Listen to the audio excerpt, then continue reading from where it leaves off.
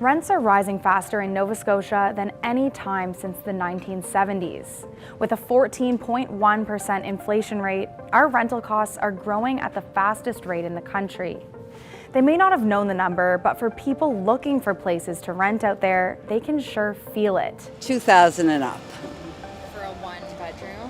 One bedroom. If you're fortunate, you can find them for around $1,500 to $1,800 for a one bedroom, but that's a rarity. But if Nova Scotia has a 2% rent cap, how are rental costs spiking?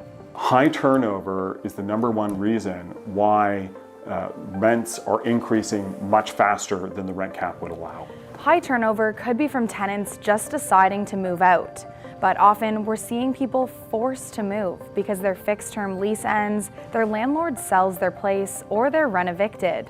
And our rent cap only applies to existing leases, so when a tenant signs a new lease on a new unit, the rent can be increased by any amount. We have a patchwork system of rent control here in Nova Scotia. It was built as an emergency measure, and now it's breaking down even more. Culligan says the best way to fix this is to control fixed-term leases and give tenants a right to renew. He also suggests rent control tied to the apartment, not the tenant, like they have in PEI.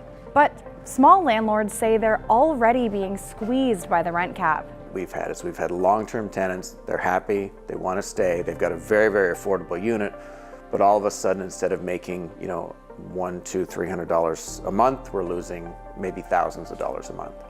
Warnica owns 3 rental properties in Halifax. He says he's breaking even on 2 of them and losing money on the 3rd. He says rental costs for new leases are spiking as landlords try to recoup the money they're losing on the rent-controlled units.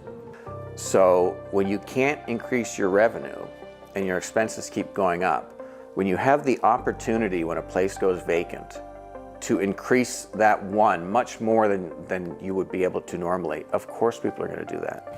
He and other landlords want to see a system of above-guideline increases, where you can apply to increase the rent if you can prove your expenses. But if people can't pay these higher rents, what happens? The vicious cycle just comes back around. I'm almost 52 years old. I don't know where I'm going to live. Rouliard and her husband are moving in with family while they save up to buy an RV to live in year-round. And they're not the only ones turning to non-traditional living arrangements. We're seeing all sorts of unregistered apartments and people living in situations which are really unsafe.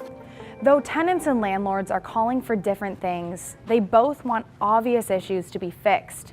But the province says the rent cap is temporary and no changes are coming anytime soon.